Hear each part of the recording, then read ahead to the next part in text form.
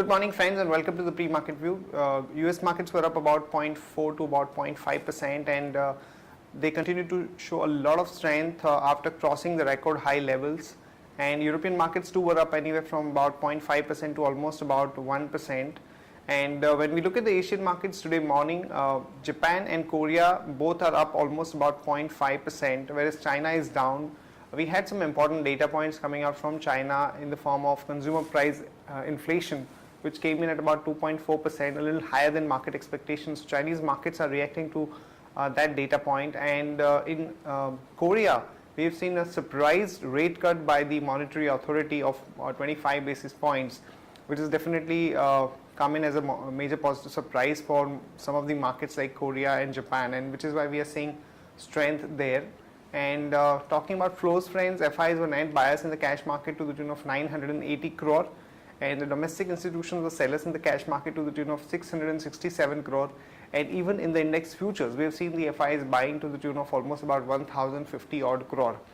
And in our own markets, we continue to see a lot of strength, and this election victory in Karnataka for Congress has definitely come in as a positive trigger for the market, though there was some amount of uncertainty about the Supreme Court verdict on the coal matter, and that uncertainty is gone, so there could be some more spike in the market given the short positions in the Nifty and few index heavyweight stocks are concerned. Also, friends, we have seen that some of the numbers which have been coming out, particularly from the index heavyweights, have by and large been good, and which is also supporting the sentiment. So there is a possibility of probably another about 80 to 100 points kind of an uptick in the index. And more importantly, some of the mid-cap stocks have seen a lot of resilience and strength for the past few days, and we've also seen some improvement in the volume. So there could be a good amount of rally in some of the mid-cap stock also over the next few sessions. On that note, let me invite Shaival to take us through important F&O cues, data and strategies that we can have in the F&O markets. Good morning, friends. Let's have a view at derivatives. Friends, we have seen that the markets opened on a negative note, but what we have witnessed is that late recovery was seen in the market, and due to which it closed near 6075.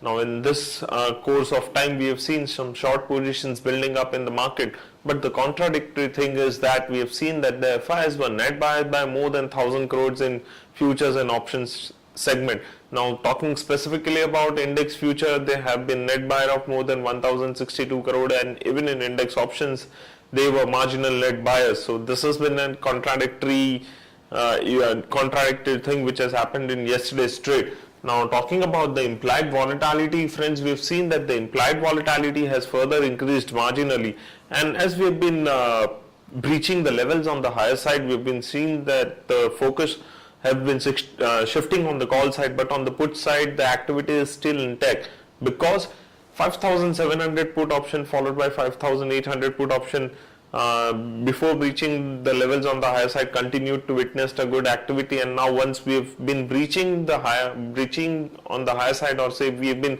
heading towards the northward direction, the activity still continues to be pretty active, followed by 5900 and 6000 put option. Now on the higher side, we have two new entrants. One is 6100 call option and 6200 call option.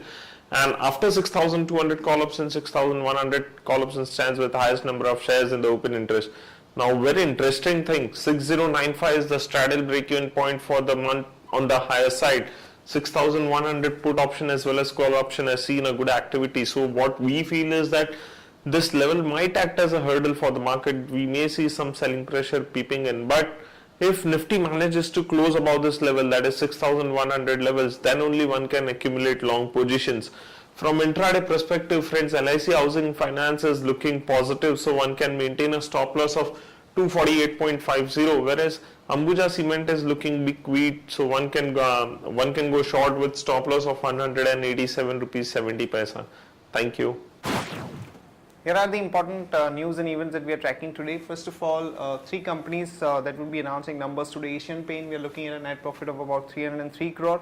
In case of PNB, we are looking at a net profit of 1340 crore, but it's important to note that what is the growth that they are reporting in the net interest income, and more importantly on the NPL on a quarter-on-quarter basis. Because remember, last time around when PNB announced the numbers, they were much better than expectations, and the stock shot up almost about 8% intraday. So this could be a major swing factor for PNB. And even in case of Union Bank of India, we're looking at a net profit of 614 crore. The expectations from the smaller PSU banks in terms of numbers is less, given the fact that most of the companies have not reported good set of numbers, particularly the provisioning in the NPL or the slippages have increased. So there could be quick negative reaction in case Union Bank numbers are not up to the mark. In other important development, the 10-year bond yields have actually slipped to 3-year low of 7.69. This when you see in the global backdrop where most of the monetary authorities are cutting the rates, be it US or Europe or Japan or Korea and Australia. So in that kind of a backdrop, there could be some amount of re-rating for the market, given the fact that India also would have a room for further rate cuts going forward. And in another development, APTEC board meeting is on 30th May to consider a buyback. And Hindustan Unilever's $5.4 billion buyback program to acquire 22.52% stake in the company would open on June 21st. We've seen some consolidation post the announcement of the open offer, but there is a possibility that the stock may run up by about 3 to 4%, somewhere close to about 600 in the wake of this development. Cognizant came out with exceptionally good set of numbers, and more importantly, they've also given a very strong guidance of about 17% growth for next year. And there are indications that the overall environment for the outsourcing has definitely improved. So on the back of this, there could be a good amount of buying interest in companies like Infosys, TCS, HCL Tech, and even some of the smaller or mid-cap IT companies like Persistent System on the back of this. GMR Infra is looking at selling out its 4 BOT projects totaling about 1800 crore to bring down its debt, and they are talking to some of the investors like Morgan Stanley Infrastructure Fund, Citigroup, so on and so forth. So there could be some positive action in GMR Infra on the back of this. One can go long there with a stop loss of 21.25 and a target of about 23. SKS Microfinance came out with a good set of numbers. They've reported a profit of about 2.7 crore against the loss of about 329.5 crores. So there are expectations that the overall performance has seen a good turnaround, and there could be a good amount of upside on the back of that. So one can go long there with a stop loss of 125 and a target of about 132 to about 135.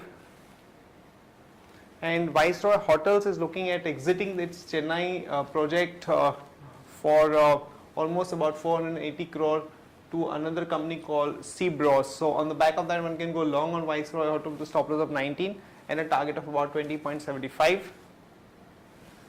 That's it from all of us, friends. Have a great trading session and see you tomorrow at the same time.